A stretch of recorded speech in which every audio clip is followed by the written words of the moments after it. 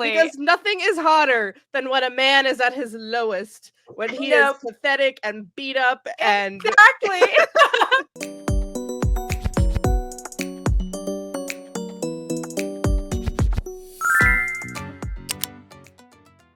What's up, Yap Squad, and welcome back to Yap Sesh Podcast. This is episode 2, and it is our first episode with a special guest. I'm Sawyer. And I'm Brooke. And we are your lovely hosts for this evening, or morning, or daytime, whenever you're watching. How's it going? It's going okay. It's been a wild week. How about you? Same. This is the first weekend, so we're recording on a Saturday.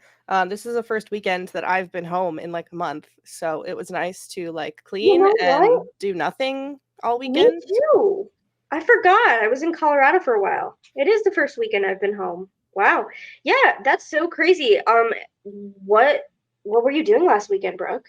Well, last weekend, this will probably be posted a little bit later in May, but last weekend to us, it was May 4th, aka May the 4th be with you, aka Star Wars Day.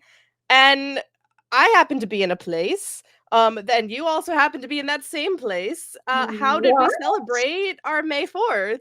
Oh my gosh, that is so crazy. Well, it turns out we were both at Fan Expo Philly. Yes, we were both in Star Wars Darkside cosplay. Yes. The first time that I have been in my Revan cosplay, full getup, in like 2 years. Since Star Wars Celebration, right? I think I wore it once after that, okay. But then just not since then. Yeah, and I was in my Shin Hot Tea from the Ahsoka series, and it was super fun. We had a couple other friends there dressed up as Star Wars characters too. We got a cool shot with our friend Chris, Star Wars lawyer, who does an amazing Darth Vader for the 501st. And we met a lot of really cool people and got to do some cool Star Wars stuff. And it was like really cool. This is the first May 4th that I got to celebrate and like be in the same place as a bunch of other Star Wars fans. So I think me too, yeah. Yeah. And now I'm like, I want to go to Star Wars Night next year. I want to go to Galaxy's Edge, maybe on May 4th. Who knows? I saw your tweet about that, and because you're not going to Celebration Japan, I am. But I saw your tweet about like doing that as a trade-off, and I was like, ooh, tempting, right? Tempting. Right? I've never been to Star Wars Night. We were both at Celebration in Anaheim when there was Star Wars Night. You didn't. We did karaoke that night. Is that right? Yeah, I went to a baseball game. You went to karaoke? I went to karaoke. Yeah, I didn't buy tickets for Star Wars Night because it was my first time in Disneyland, and I was like, you know what, I'm just gonna enjoy Disneyland, and then maybe another time I'll come back for Star Wars Night. So maybe next year. The other cool thing that I got to do yesterday, even though it was not May 4th anymore, it is Star Wars Month, dubbed, capitalism. I got to see The Phantom Menace in theaters for the first time because the movie came out when I was 4. So not big enough to go see it. And I didn't have like I don't come from a Star Wars family, so no one was there to take me. But it was really cool seeing Duel of the Fates, as cliche as it sounds, was just amazing on the big screen. So highly recommend. Did you get the popcorn bucket? No, I didn't know they had one. Yeah, I think it depends on what theater you went to, but I didn't even get to go because I thought someone told me while we were at Fan Expo that it was just that weekend, so I did not make plans to see it, and I'm really bummed because I think it is going out of theaters now, and I can't. Tomorrow's Mother's Day. We got plans. It's interfering. That's what I thought too, and then I saw someone else on their like Instagram or Snapchat story post like the opening crawl, and I was like, what? So I scrambled and I texted Brad, and I was like, do you want to see The Phantom Menace tonight?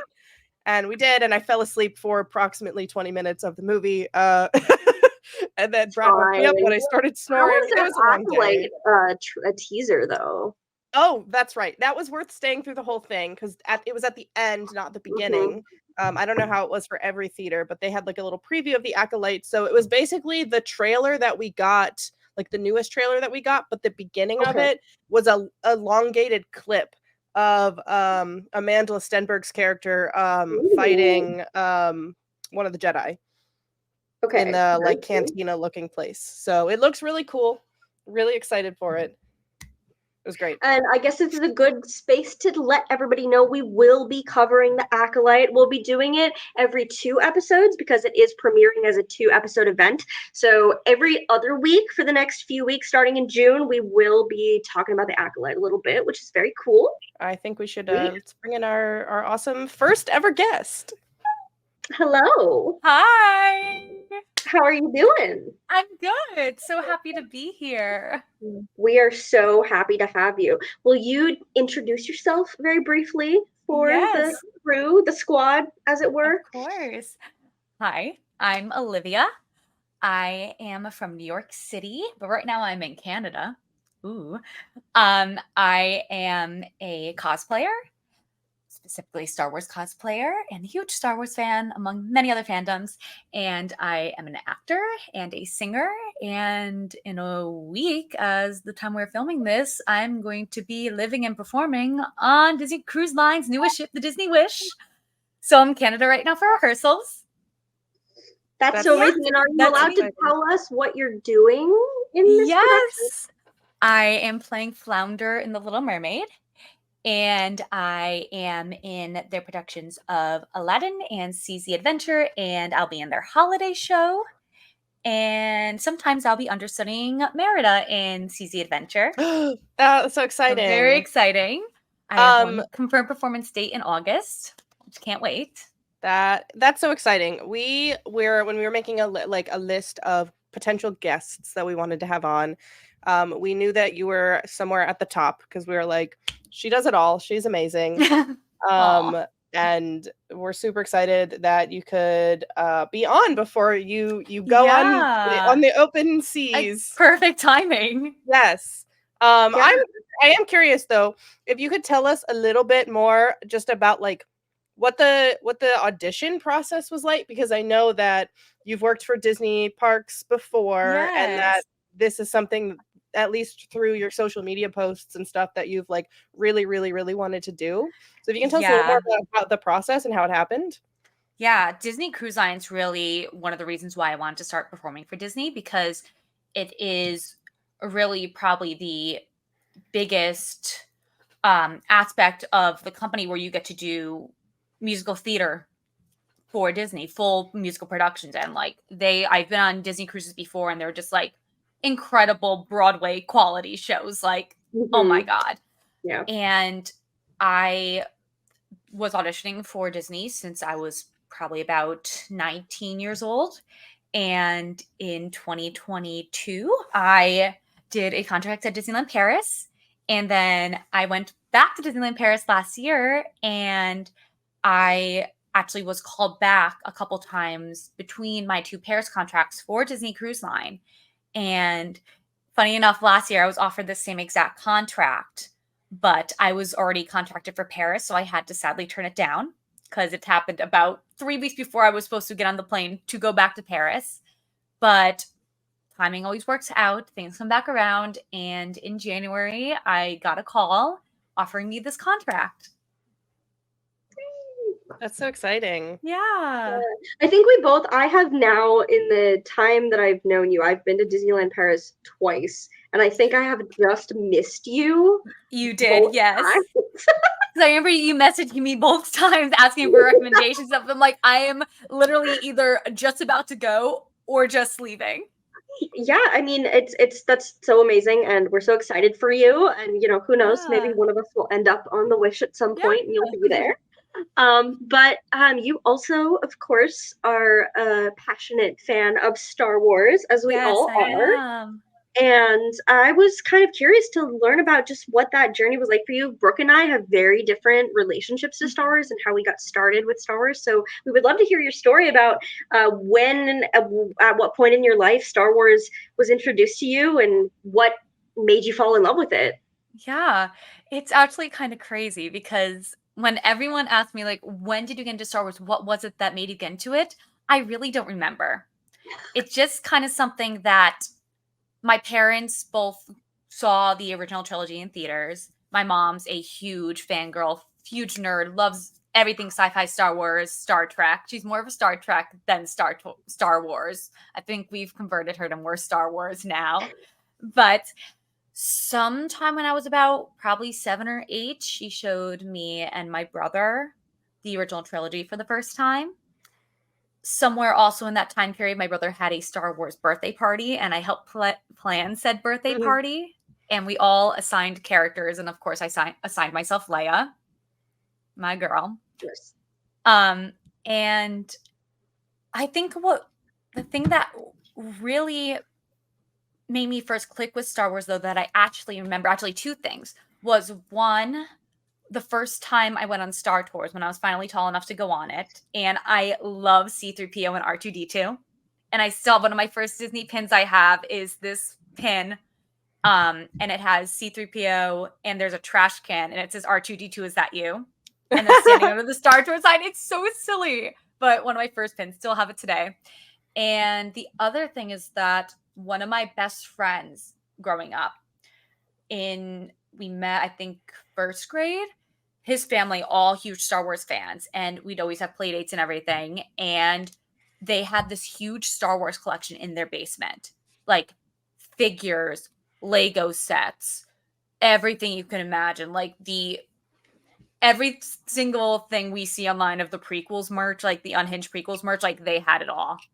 And I think that was my first time seeing Star Wars really out in the open besides Disney, and meeting someone else who was a fan, and that really made me get more invested in Star Wars at a young age. And of course, being in 1st grade, I started getting to Star Wars and other fandoms, and everyone's like, "Oh, it's the boy thing. Like, why don't you like this, this, and this?" Well, I fell in love with Star Wars, but I did love it growing up, but I think that The Force Awakens is what really made me the fan I am today. It really got me involved in the fandom, got me involved on Tumblr. I had a little Star Wars blog on Tumblr, of course, like I'm sure so many of us had. And yeah, still to today, Star Wars has been my thing. It's always been my number one fandom, always has such a special place in my heart. It's always something that I turn to when I need comfort or just need to enjoy something that I love. Nice. I remember, speaking of Tumblr, the Last Jedi was the first Star Wars movie that I saw in theaters, and it was so funny because like I was on Tumblr like way back, 2012, 13, 14. Yep, same. And then I stopped going on it, and then I saw the Last Jedi, and I was like, I need to go on Tumblr immediately because that's where all the good Raylo shit was, right? And I was on like furiously like on Tumblr for like 3 weeks straight after The Last Jedi came out, and then I stopped going on it and I forgot about it. And then the next time I logged into Tumblr was immediately following the Rise of Skywalker, because I went back to my like reblogs and they were all like shit from The Last Jedi, and I was like, wow, this is embarrassing. Oh no, I wasn't on Tumblr during The Last Jedi Rise of Skywalker because I went to college, and then I was like, Tumblr's not cool anymore, and deleted it. But it was the pipeline from me making my Tumblr blog being like Marvel, some Star Wars thrown in there, and like musical theater stuff, Disney stuff as well. And then like Force Awakens came out, just all Star Wars. Oh yeah. I feel like Tumblr is such a good segue into fandom, especially for like female fans, because it's one of the more, I wouldn't say it's necessarily always a safe space, but you do find more like femme fans, I think, on Tumblr than you find men compared to the other spaces. So would you say that Star Wars was your first fandom, or it's one of the first? My first that's like been ingrained in me since day one was Disney. Okay. We're a huge Disney family. My mom was there like a month after Disney World opened. So, and she's gone back like every year, every 2 years. So that's like been since birth. But also DC was actually probably the first fandom I really got involved in. Also another thing from my mom. She's like, when I tell you she's a huge fangirl, like she's on par with me. Like we have our weekly nerd debriefs about everything going on. And my brother, when he's not busy. Maybe we But can get your mom on the podcast sometime. I'm trying to get her on my podcast too. I'm like, you need to come on and talk about why you made me the way I am. Yeah, well, I feel like this makes a lot of sense because, you know, whenever we have a guest, we want to also have them bring their own ideas and things that they want to talk about. And you really wanted to talk about Star Wars animation, so I'm sure all of your past with DC, because DC animation is so like diverse and wide. Like there's so many animated shows that are great. And that's what got me into DC was the Justice League animated show. I remember actually watching when I was younger. I'd watch Justice League and Clone Wars back to back on Cartoon Network. Amazing. And that and Smallville, still one of my favorite shows today. And The Flash and Supergirl, which I kind of fell off with as the seasons progressed. But at the beginning, I was there with them all. But yeah, DC was definitely the first that really sparked interest in being a part of a fandom. Very cool. Yeah. We are all about trying to, you know, lift voices of women and femme fans. That was kind of the whole point or the whole goal or inspiration for the podcast. So you have you've been in fandom, it sounds like, for a really long time. And then I think, as many people did, started to get into like the TikTok fandom spaces during like COVID. And I know that your page really blew up when you were doing your WandaVision costumes and now your amazing Hera cosplay. So if you could tell us a little bit about how all of that happened and how has that like shaped your experience as a female fan? Yeah, it's really getting involved in cosplays what really just made me so much more involved in fandom spaces in general, because like we're saying with Tumblr's, it's kind of more anonymous on there. Like, yeah, for sure. Like no one really knows the person behind the screen, but of course TikTok, if you choose so, and Instagram, whatever platform you use, it's you're putting yourself out there. I started on TikTok just kind of following other fandom creators and saw a lot of people starting to cosplay. And it was 2020. It was the lockdown. And I was just graduated college. I was out of work. The entire theater industry shut down. And I was trying to find ways to keep myself creative and started making some little Star Wars videos on TikTok. And then when WandaVision started coming out, and that's when, of course, Marvel was still really at its prime. And I was, of course, rewatching all the movies and everything and just like getting so hyped for WandaVision, seeing all these incredible costumes that were going to be in the show for the decades. And I'm someone who really loves retro sitcoms. And I just love seeing fashion through the decades and seeing all that. I was like, oh my God, I have to wear those costumes. So I was Wanda for Halloween, I think like 2 years before. So I had that costume lying around, filmed a few videos, and then they kind of got some traction. I was like, oh wait, this could be a thing. And I put together her 50s costume and I made her 70s costume from scratch with the very little sewing skills I have. And all of a sudden, then through research and thrifting and using all this time I had, I basically was a whole passion project of doing all the decades. And it was so rewarding. And I really owe it to a lot of these cosplayers I was seeing on TikTok. They all really inspired me. And some of those cosplayers that I followed are some of my best friends today, which is crazy to think about. I think we all have that. I mean, obviously we're here because Brooke and I became friends. Yeah. But it's so amazing how, and I think that women have always been fans of things, but I think, I don't know what it is about, maybe it's just social media or that transition for a lot of us. I think I might be the only woman who was not a Tumblr girly. Really? I would go on to, I relate only to the going on to Tumblr for Raylo purposes. I would account, and I would go there to look for new fan art. But I was like, I just never got the hang of it.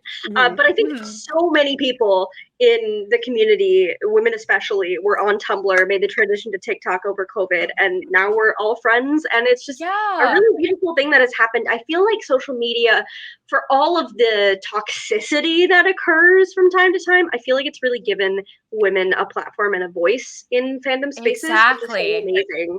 So I made a little note to, Oh, go ahead. Sorry.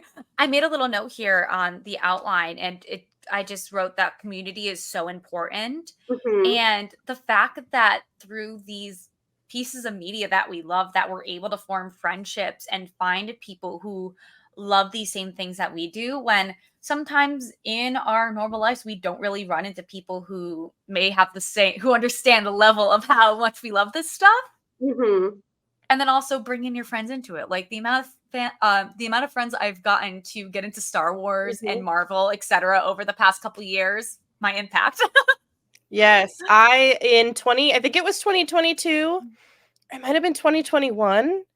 Time doesn't exist. It doesn't. My like core group of friends that I have at home, there's 5 of us, including myself. One day they were like, "Can we do a Star Wars marathon?" And Brooke, can you tell us all about it? And I was like, I have never felt so seen before in my life. And we spent that whole year, we probably got together like 4 or 5 times, watched like 2 or 3 of the movies at a time, and we finished with The Rise of Skywalker, and it was like we always do like a Secret Santa thing, so it was like a super fun little celebration, and it was so cool because now they're all like so much more familiar with what I talk about and what I do, and it was so cool that they were like, "Yeah, we want to watch these, and we want to watch these because of you." I'm like, "Okay, okay, love you guys." It was so cool. Okay, well, I think we're going to transition into something a little bit different. We're going to do just a couple of rapid-fire questions to kind of get to know you a little bit better as a creator and as a fan. So, Brooke, do you want to start off? Yes. So when we first started advertising the podcast on our socials, we did these cute little things where we did like everyone's favorites or my favorites and Sawyer's favorites. So these will just be rapid fire. If you need time to think about it, that's cool too. Yeah. But what is your favorite movie? Could be any movie, not just Star Wars. Of all time. All right. My favorite movie of all time is Beauty and the Beast. Empire Strikes Back is a very close second. Very nice. Do you have any favorite television shows of all time? Yes. How I Met Your Mother is number 1. Very close second is our recent fave, Smigadoon. The musical series, highly recommend. Also, honorable mention, Once Upon a Time. Oh, yes. A special place in my heart always. We're going to have you back on and do we do these brain rot episodes. Oh my God. Yes. Where we just yap, and we need to yap about Once Upon a Time. We do. My only request is that we have to bring Hannah in, because that was like growing up, that was like her thing, and she would always update me on the tea on Once Upon a Time, and I'd be like, I have no idea what's going on, but like, cool. That show was an absolute fever dream. Like, absolute I think about it. I have a friend watching it right now for the first time, and me and my other friend Katie and her are all in this group chat, and she's giving us updates. She's like, "What am I watching?" I'm like, "No. Continue. It gets more unhinged. I promise you'll love it." It really does. This is specifically for you. Do you have a favorite Broadway musical? Favorite Broadway musical? Yes. Natasha Peer and the Great Comet of 1812. Amazing. And then favorite theme park? Favorite theme park for nostalgic purposes, Epcot. Okay. But Disneyland Park. I went there for the first time last year, and it's just the best. I do love Disneyland. I've only been once, and I'm already waiting to go back. It's great. Me too. Okay, and then I would say last one, which will segue into probably our next section, favorite Star Wars character. Hera Syndulla. Yay. Everybody's a big surprise. I'm sure everyone's so surprised. But that brings us into like the main event of the episode. We are going to be getting into Star Wars animation. I'm sure we're going to talk a lot about Rebels because we love Rebels in this house. But let's go through, because I don't know if we all have the same favorite animated projects. Liv, I'm going to assume your favorite is Rebels. Yes. But Sawyer, I don't actually know if I know what your favorite Star Wars animation thing is. Mine is Rebels, Is actually. it Rebels? Okay. I didn't watch Rebels until I had already seen most, if not all, of the Clone Wars. And I tend to prefer stories that are about a specific group of characters rather than the anthology style of the Clone Wars. I still love the Clone Wars, and I still love the offshoots of the Clone Wars and everything that's come from it. But I think Rebels, for me, is it just Hera, of course. Hera is one of my favorite characters. And I feel like I don't talk about that very often. People know me for Old Republic or High Republic, or there's no, or just obscure knowledge that I have about the Star Wars universe. I don't get to talk about this very often. So yeah, it's Rebels. What about you, Brooke? Oh my god, I also love Rebels. Yay! Rebels, it's just so I'm also someone, I really love found family stories, and I love more self-contained stories. I feel like, Rebels does reach like the greater Star Wars world, and there are connections to the greater lore of Star Wars and brings in characters that we've seen before. But I do think it is, and I think because it was kind of geared towards a younger audience, at least until later in the season, they brought in some more mature themes. Like, it was more of like a general audience type of thing. So they were like, let's bring in all these brand new characters that you've never heard of before, and you're gonna love them. And oh, do we love them? And I just think it's great. I do want to give a nice special honorable mention to Star Wars Visions, though. Yes. I feel like I always forget about it until I see something, and then I'm like, man, Visions was so good. So if you have not watched Visions, please do. Listeners. It is Visions, and specifically Screecher's Reach is one of the very few Star Wars projects to leave me completely speechless and just feel dread. Mm-hmm. in the best way. You don't typically expect Star Wars is about hope. So when Star Wars fills you with dread, those are sometimes my favorite stories, because I don't expect that, and then it happens, and I'm like, yep, what did I just watch? Yeah. But I did want to just give you the floor for a minute, Liv, because the way that we do Yap Sesh, the best part of this is that our guest gets to pick the topic, and you did not hesitate to say you wanted to talk about animation and specifically Rebels. So I would just love to give you the chance to explain why that's your topic and what Star Wars animation means to you, and how you have expressed your love for it, both on social media, but also in your everyday life, besides your literally incredible Harrison Gilla cosplay, which we will mention multiple more times on the show. Yes, we will. As we were talking before, like, I've always loved seeing animation projects. Like, DC was one of my first fandoms, and the reason I got into it was because of the Justice League animated show. And animation is such an incredible medium to tell these long form stories and do a lot of things that you can't really see in live action. Like, of course, the Star Wars live action projects are incredible. We love them so much, but I think the way that they do the animated shows are just so special. And honestly, the live action TV shows, they're great, but I will always prefer an animated TV show versus a live action when it comes to Star Wars. But I really didn't get into the larger universe of Star Wars animation until COVID happened. I said before, I watched parts of Clone Wars growing up, and it was probably only the first or second season was like 2008, 2009.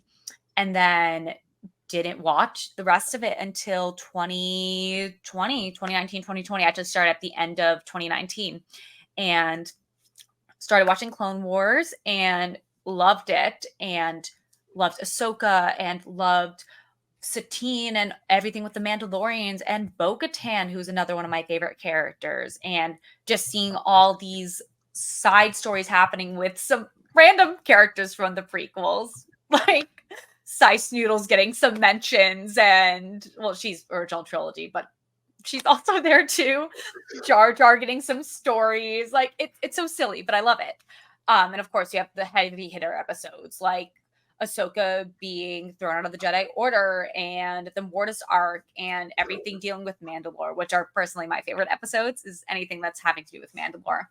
And then in about probably February, March, my mom and my brother both watched Rebels. And they told me they were watching season 7 of the Clone Wars and started watching Rebels. And we're like, Olivia, you're going to absolutely love Rebels. You have to watch it. I was like, I really don't even know what that is. I've heard of it. I know that some character's voice was heard at the end of Rise of Skywalker. Who's that Kanan guy? Who is that? And then, oh, man. I love Kanan. I love it. Out for Kanan. Kanan is definitely up there in my top Jedi. The top Jedi. I'm going to make that an objective statement. He's an incredible character. My partner still has not watched Rebels, and I think boo, Billy. We can watch it together. We need to make him one of us. And I started watching Rebels in tandem with the last couple episodes of season 7 of the Clone Wars, and I just fell in love. And it was actually kind of cool seeing once I hit season 2, actually around the same time as Clone Wars was wrapping up, seeing Ahsoka's journey then and Ahsoka's journey wrapping up in Clone Wars was kind of cool to watch at the same time. But oh my God, I just fell so in love with the show. Honestly, it took me a little longer to click with Clone Wars. It probably really wasn't until Ahsoka became more heavily featured that I really started to click with it. But Rebels, it was right away. I was like, oh my God, all these characters are just so vibrant and so relatable, and there's really a character for everyone in there. And of course I clicked to Hera right away. It's just provided, Rebels in particular provided some of the strongest storytelling in Star Wars, in my opinion. And my favorite era of storytelling in Star Wars is the whole rebellion era. Anything from Rebels, obviously, Rogue One, Andor, and the original trilogy is just my favorite. And seeing characters from the original trilogy be in Rebels and seeing the rebellion build up and the show ending right when the breaking point is about to happen, right before A New Hope, and everything with Rogue One is just so incredible to see. And not to mention just everything that happens in the journey of these characters in the show. And like you were saying, seeing this individualized story instead of an anthology series, I love it. One of my favorite things about Rebels, and I know it gets not as much lately. I think more and more people are discovering Rebels and realizing how good of a show it is and how well the storytelling is. But for a while, I remember the conversation revolved a lot around how people didn't like the animation style. And I feel like completely the opposite, especially after learning how much of the animation or how much of the character designs were based on like original Ralph McQuarrie's concept art. Like Zeb is the original concept art for Chewbacca. Chopper is the original concept art for what R2-D2 was going to be. I think they have like the original concept for what C-3PO was going to look like. Yes. Even like the super skinny lightsabers is like original Ralph McQuarrie design. So I think it's amazing. Yeah. And I think it's in like the 3rd or 4th episode, the episode when they're on Star Tours, that episode, that the original C-3PO Ralph McQuarrie design is in the back of the Star Speeder. Yeah. And I always forget it until I watch the episode again. I'm like, oh, there he is. Yeah. And I think the Ghost is like original, at least concepts of it are what the Millennium Falcon was originally going to look like. So like, to me, that's amazing. And I like the animation style. I like that it's different from Clone Wars. I love Clone Wars. I think the animation style has improved incredibly. Like the way that the Bad Batch and Tales of the Empire that just came out looks is like so gorgeous, but I don't think that we need that for every single animation. No. And I love how Rebels also has a lot of those more vibrant colors and just like, especially the nighttime scenes I think about, like comparing it to a lot what we've been seeing in Bad Batch and Tales, especially just like the nighttime scenes, like always having this like gorgeous blue hue in them, and just like the lighting design is just so cool. Also, I was gonna say going back to the whole Ralph McQuarrie and like the original designs, is that I recently found out, I actually never knew this, that the original concept for Clone Wars was basically supposed to be Rebels. That they were going to have, it was going to be more focused on a Jedi, a Padawan and a Jedi traveling with the smugglers. I think it's in one of the art books, I think, either the Clone Wars or the Rebels one. And I never do. Oh, do you have it? I have the Rebels art book. There it is in the back somewhere. Yeah. Yeah, but I have to find, because I saw it on Tumblr or Twitter somewhere. I have to send you guys once I find it again. But it was really like, this has been a concept that's kind of been there for a while, and Rebels is when it finally came to fruition. Like, it's crazy to think about Clone Wars was almost Rebels. I do remember from it that the Zeb role was supposed to be a Gungan. Oh my gosh. Yeah. And I think there was always a Twi'lek in the mix. And then the Sabine / Kanan role was supposed to be like a smuggler bounty hunter type thing, and then like a master and Padawan. Yeah, cool. Very interesting. It kind of was giving me just a little bit of the vague information we have about Skeleton Crew.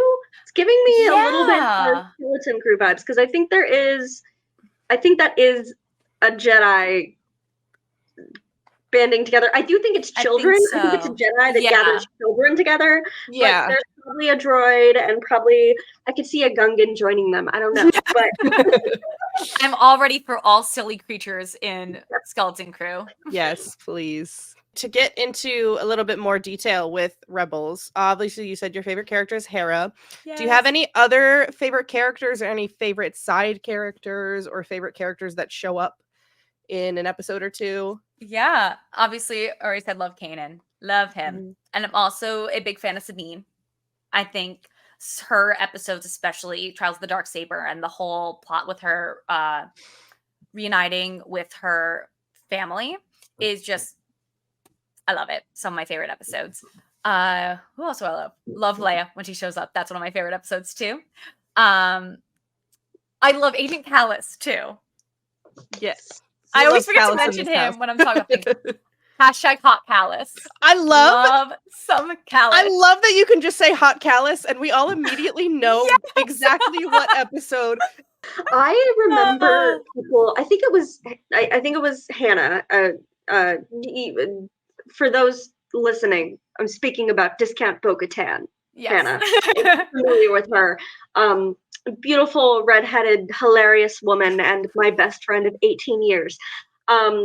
She watched Rebels before me, and she was the first one who talked about Kallus and also Zeb to me, and like Kallazeb, and she kept talking about it, like hyping it up, and I was like, I don't know, this guy kind of sucks. And then I finally got to that point, and I was like, oh yeah, okay. Yeah, he grows on you. He grows on you. Yep. Also, have to mention Chopper, my favorite droid. He's just so chaotic. He is so chaotic. I am very disappointed that when I went to Disneyland last year, it was 3 weeks before Chopper and Hera started meeting in the parks, and I was so incredibly upset. And then to find out that he was at Disney World for May the 4th, and I'm going to be at Hollywood Studios in a week, made me very upset. No. And yeah, I'm like, can we bring Chopper out more, please? Disneyland gets all of the cool stuff. I know. They get all the cool Star Wars characters, and I don't think that's fair. No. I get it. It's because Disney World is a little bit more crowded, because like Sawyer and I went in September, and they brought Din Djarin out and Grogu, and Ikki was completely swarmed. And I am not the type of asshole to push in front of children just so I can get a picture with the Mandalorian. I wish I was, but I'm not. So we saw him from a distance, and then he went away, because it's also like so hot and humid. I can't imagine what those costumes feel. Oh my god. But like, so I get it, but also maybe Disney World could do a Star Wars night. You know? Right? Like maybe like one day. To some extent, please do it. Have something fun.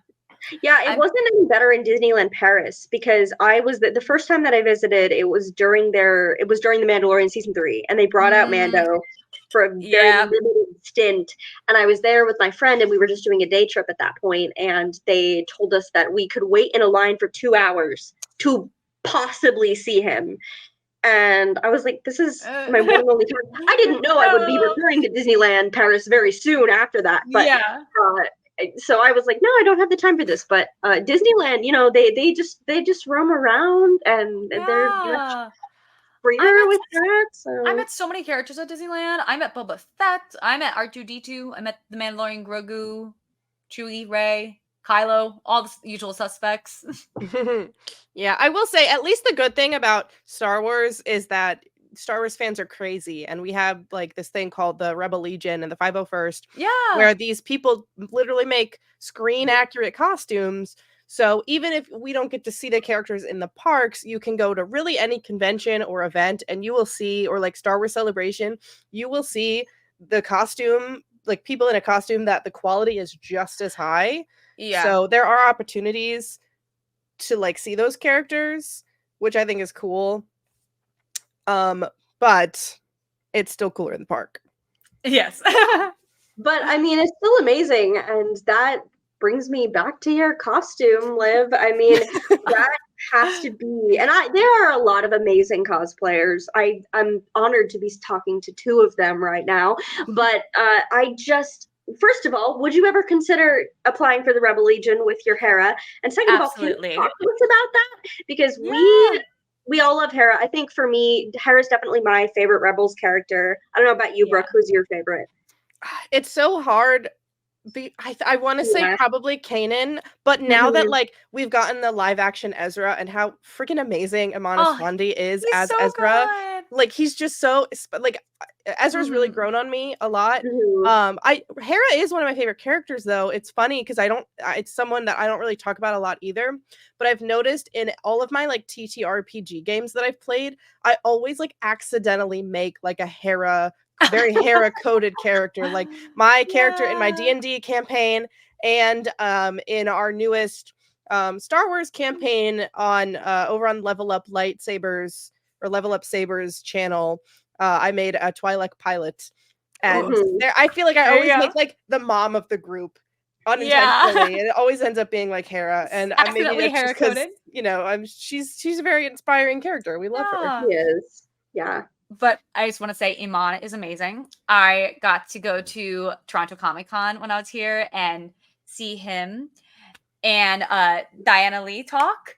And oh my God, it was just so amazing to hear them talk about everything going into Ahsoka and like hearing them talk about everything they love about Rebels and just like how they approach these characters. And I just love actor Ezra.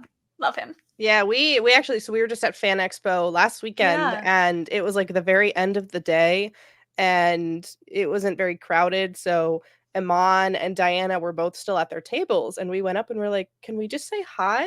And they were both like super gracious and super nice to talk to us, and they were so cool. And I love, like, shout out to Iman for being like a super big Star Wars nerd. If we ever to make an exception on Yap Sesh, it would be for him. Yes. The one exception. Sure. The one exception. Yeah. He seems like really cool. And we would love, Iman, if you're listening, or if you see a clip, we would love to have you on our podcast. I wanted to ask you specifically because I am like blown away by your Hera cosplay. And I feel like it looked like obviously a lot of work. But I'm so amazed. I feel like you put it together and then posted it. And then like 3 days later, you were on a live stream with Vanessa Marshall, the voice actor for Hera. So I really want to know how that happened because I was like, oh my God. I was like, if anyone deserves this, it's Liv. But it was just so crazy how fast it all happened. Yeah. So I have a friend who's also a Hera cosplayer. Her name is Sam Sandula on Instagram. She's a brilliant cosplayer. We've been friends for a while, and back in December, she reached out to me and was like, hey, because she's friends with Vanessa Marshall, just casually. And she goes, I'm putting together a little Christmas greeting with a bunch of Hera fans for Vanessa. Do you want to be a part of it? Record a little message. And I was like, sure. I was like, do you want me to be, I don't have my cosplay fully done yet. And she's like, just like wear like a Hera shirt or something. I was like, of course I have that, film that. And then a couple months later, literally like 3 days after I posted my Hera cosplay for the first time, we were in a group chat of all of us who were part of this Christmas message, and she goes, "Hey, so I'm doing this charity live stream with Vanessa for the National Down Syndrome Society, and it's it's raising money for this cosplayer. Her name is Indy Speeder. She has Down syndrome, and she is about 10, 11 years old, and she cosplays Hera as well as and so many other Star Wars characters. She's just amazing, and she's a child and has these incredible cosplays. So it was raising money in honor of her, and she said, Vanessa wants to bring on some Hera cosplayers who would be interested, and obviously it's like, me, let's do it." So I was at KatsuCon that weekend, and we left on Monday after KatsuCon, and we hit terrible traffic. And so when the live stream started, they were having technical difficulties, so made it a little better by some time. But when the live stream started, I was in the car back from KatsuCon, and eventually at the end of the live stream was back in my apartment, so you could actually see my face, not in the dark car. But there was about 8 or 9 of us in the stream, and we got to chat with Vanessa, and she asked us all about how we made our cosplays and just like what Hera means to us. And it was just so surreal having the voice actress of my favorite character and the one that I was literally cosplaying 2 days before that talking to me about my cosplay that she'd seen and shared on her story. And I was like, this is crazy. But she is just so nice. And it's like, she's really like Hera IRL. Like, she exudes that warmth and kindness, and really genuinely took the time to talk to all of us, and also was raising money for a wonderful cause to benefit someone else in the community. And I thought that was just absolutely beautiful. And from that, I met so many other Hera cosplayers who I'm now friends with, and it really showed how small but mighty this community is. Oh, this is a great time. I know that you are going to be very booked and busy in the next few months with your contract, but do you have any new cosplay plans coming up for when you get home, or anything you can do while you're on the ship or whatever? Any exciting things? Yeah, so my first thing I definitely want to do is I do want to upgrade my Hera flight suit, because I do want to submit it for Rebel Legion eventually. Once I have the time and I'm actually in New York for a minute, I want to submit for Rebel Legion, because I think all my other pieces would be approved, but it's just the flight suit that needs to be probably reconstructed and updated. I also want to do live action Hera. I want that leather jacket. Yes. I love the leather jacket too. I was like, that is something I'd wear in my daily life. Yeah. To be honest. So cool. I also, this is a recent thought I had that I'm like, I did one Twi'lek, I did one body paint. So how about another? I want to do Ayla Secura. Yeah. I've also never cosplayed a Jedi before. Wow. And I'm also considering Vanessa Rowe as well. Since I'm going through High Republic stuff right now. And she's going to be in live action. I'm like, she's also another one that's been on my mind. Yeah, because the Star Wars characters I've cosplayed, Hera, Bo-Katan, and Leia. So yeah, not that's really exciting. I mean, Leia sometimes. Not really lightsaber wielding girlies. Bo-Katan. Well, and you get a guess. With Vanessa, which is pretty cool. Yeah.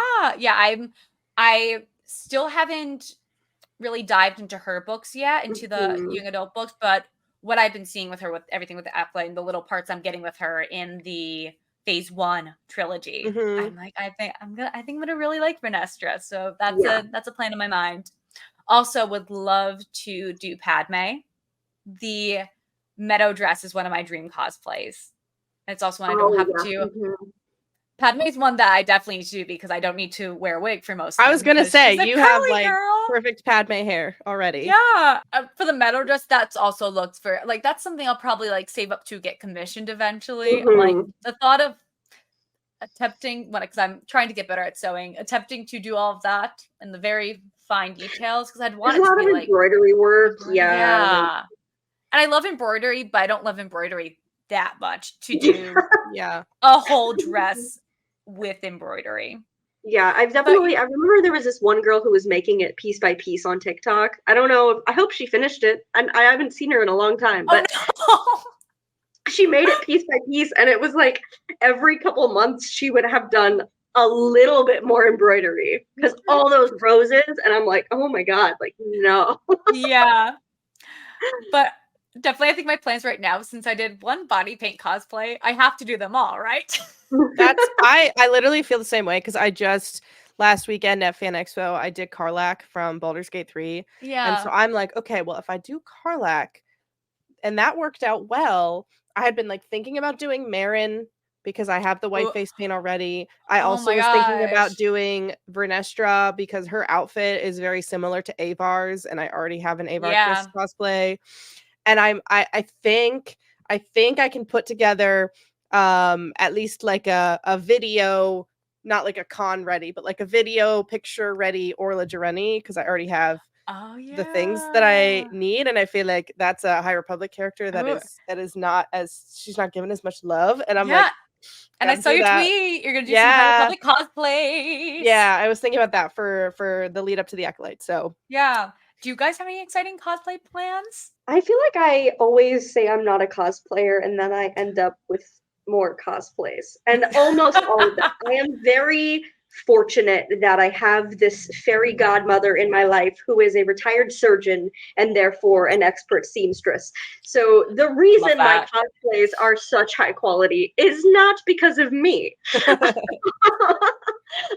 So every once in a while we'll do a costume together, and I keep adding to my repertoire. I really want to do a Fallout cosplay Ooh. because Fallout's very relevant right now, and I'm trying to.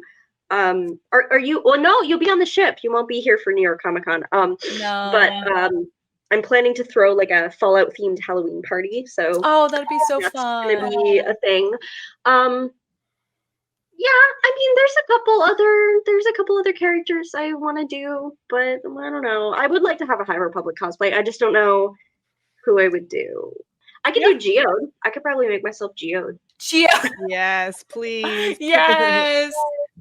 High Republic group when we all end up at a con together. High Yeah. Republic group when. What about you, Brooke? I mean, I kind of know your cosplans, but Okay. Well, maybe I don't. this is my problem. It's like I feel Yeah. like I see a character and I get this like primal urge. I'm like, I need to be them immediately. And I think that's also like an ADHD thing of like I need instant gratification right now.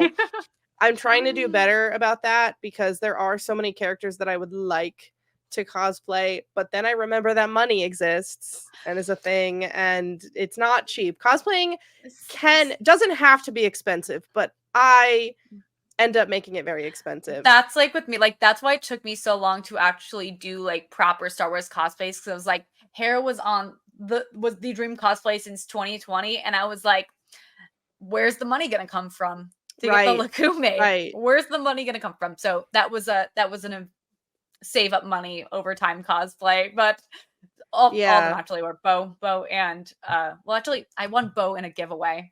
I was saving up That's money to do amazing. Bo-Katan, and I won the whole costume in a cosplay Instagram giveaway when I was in France. And I had it shipped to my parents' house, and my mom's like, "What is this?" And I was like, "Oh, I want a Bo-Katan costume." She's like, "No way, you did?" I was like, "Yes, I want a Bo-Katan costume." And she's like, "You're gonna do that in here?" I was like, "Yes, of course." I was like, "More Star Wars cosplays to go around." Yeah, I mean, it's good to know that those like giveaways are actually like real, Right? and And that it was people like actually win them. right? And it was like a big like pro cosplay sim cosplay when I was like, what do you mean I just won this? There's like 1,000 people that entered this. What Yeah, do you mean? that's so funny. I will say that my main project that it will take a lot of time because it will be very expensive. I would like to do Bo-Katan. Yeah. And I would like to join the 501st or the Rebel Legion. Yes. Probably the 501st because right now Bo-Katan is considered in like the Bounty Hunters Guild section, like subset of the 501st. Gotcha. And which is a very ambitious endeavor. I think I like making a lot of my own things, but I am not a super talented seamstress sewer. I can kind of make stuff. But as far as like quality goes, I think I'm just going to be saving money to invest in vendors that already know how to make that stuff. Yeah. And then I'll have the thing, and then I can go do the events, and it'll be really cool. Yes. So that's a very long-term project because of Mhm. the expense, but yeah, that's like the main thing that I want to do next. I want to upgrade my Karlak costume to be like her full like leather outfit. Mhm. So that's kind of my focus next, if I had to say. Yes, But some exciting things. yeah. Is there anything else animation Rebels wise that we wanted to get into before we wrap up? Yeah, I probably just want to talk about like the impact of this show. Please And do, yeah. just it's been so amazing seeing this show kind of have a resurgence, especially with the Ahsoka series and more people finding the animated shows over the past couple of years. Because I felt like during 2020, when everyone was still like, "Oh, the animation style and everything like that," people were trying to avoid the series, and I was like, "No, you have to give it a chance. Like, it is some of the strongest storytelling, and you just fall in love with these characters." And every single one of my friends that I've told to watch this show come out a huge fan of it. Uh, Me and one of my best friends, who I now run a podcast with, we became close friends because of Rebels. Because she just texted me, was like, "Should I watch Rebels?" I'm like, "Yes." And then we were doing live texts with each other through all 4 seasons of it, and she just fell in love with it.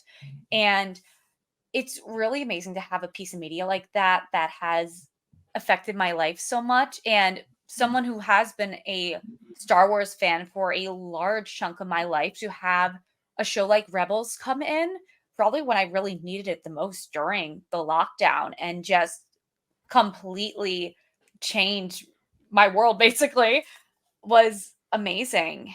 And now that it's brought me into the cosplay community, and people who've worked on these shows have seen my cosplay and the work I put into it, is just incredible to think about. And I just really think that so many people could relate to the themes of found family and the beautiful romance with Kanan and Hera, which is just like one of my absolute favorite parts of the show, is just seeing their love, and how their love brought this family together.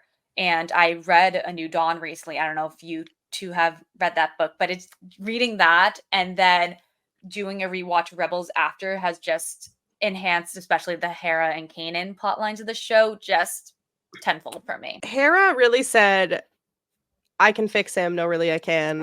She Please, yeah, did. read New Dawn She if you did. haven't. And how we say it, like Hera made Kanan a better man. He would have still been off drunk on Gorse if it wasn't for her walking into the scene and talking, and him falling in love with the sound of her voice. Literally, Just I love that so much. like name a better romance than that, falling in love with the sound of your voice. And now then learning that, and then him losing his vision, just It's like with that beautiful. added context, I'm Mhm. like,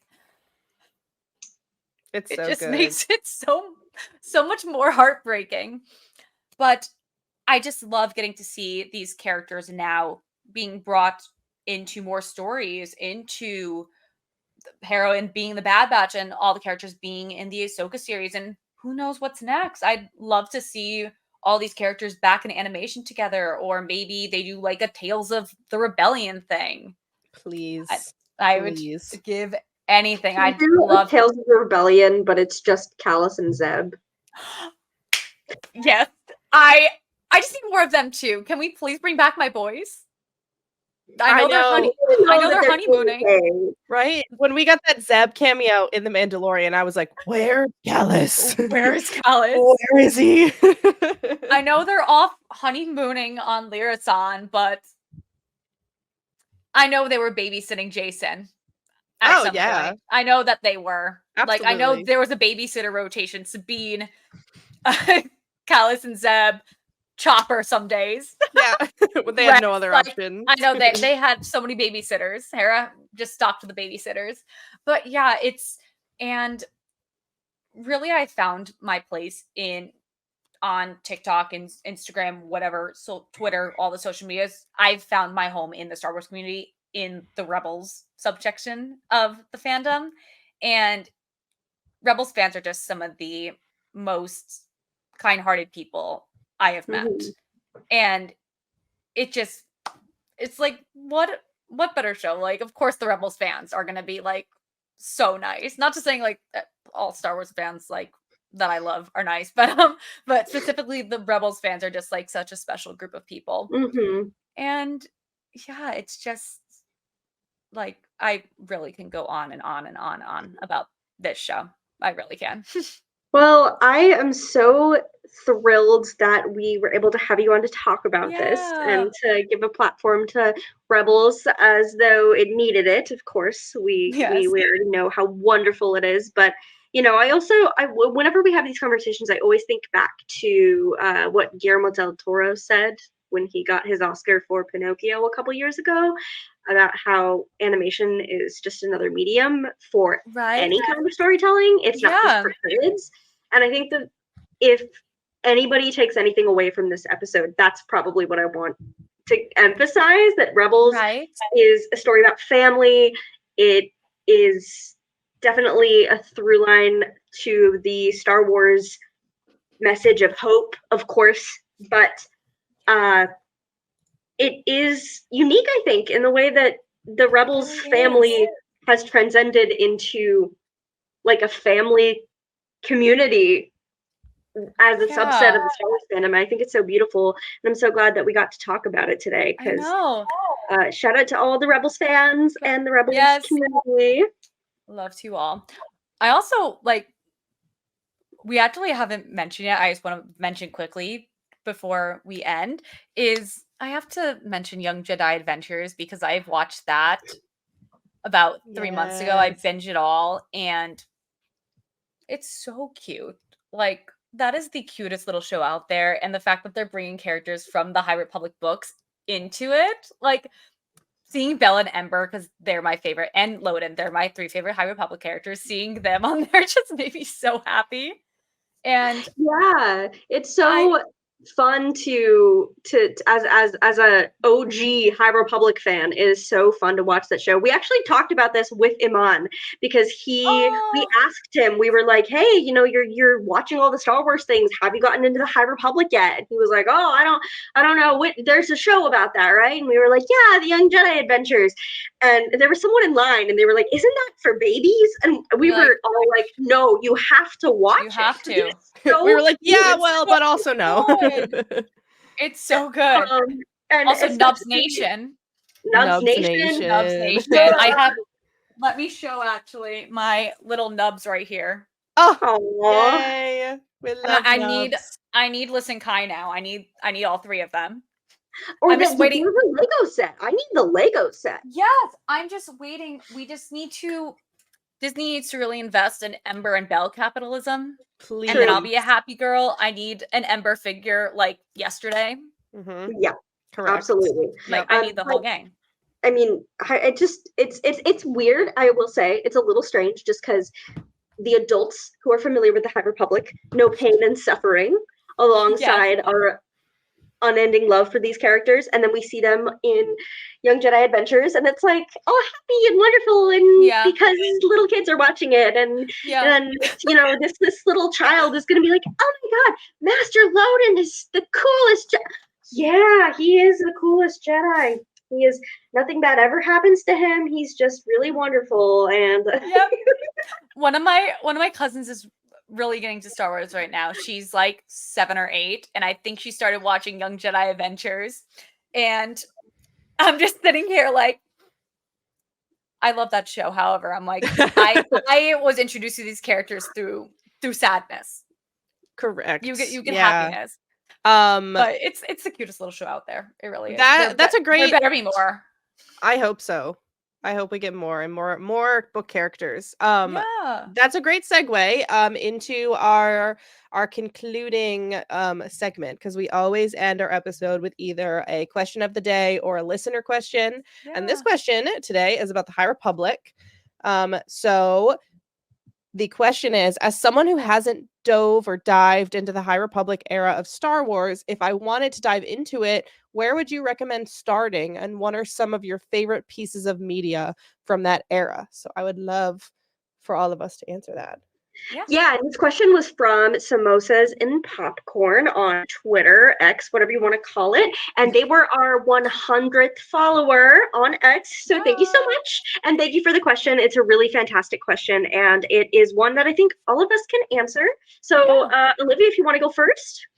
Yeah, so I am somewhat of a new High Republic fan. I started reading it last summer, slowly reading through them all. I am on the Fallen Star right now. So I've read Light of the Jedi, Rising Storm, and now on the third, the Fallen Star. Definitely start with the adult trilogy from phase 1. I think that has been the best introduction for me. And Rising Storm is my favorite.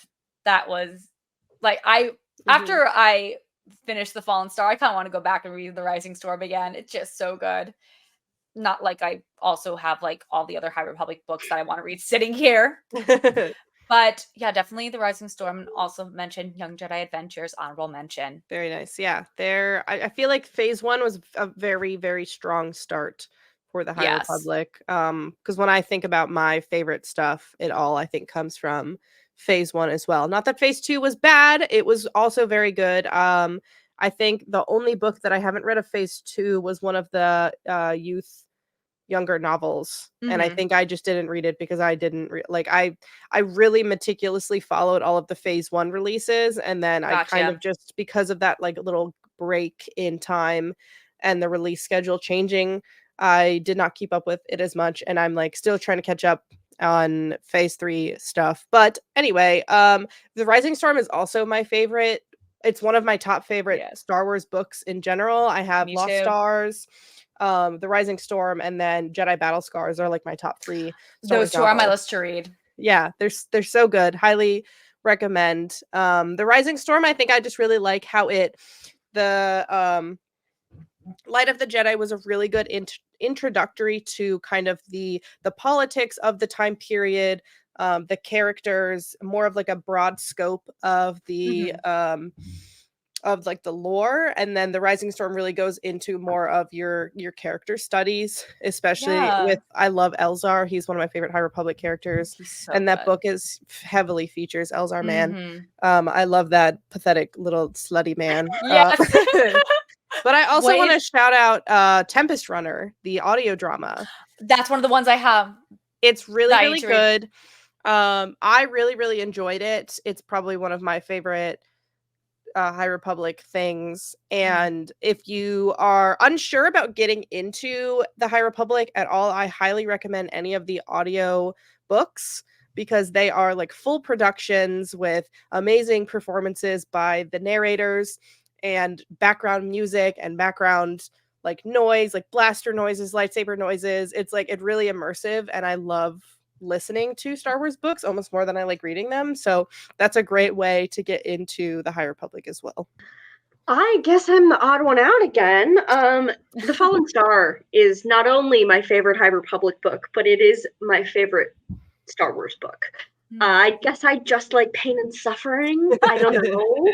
I just absolutely love that book. I hate the emotions that I went through reading it, but I love that book.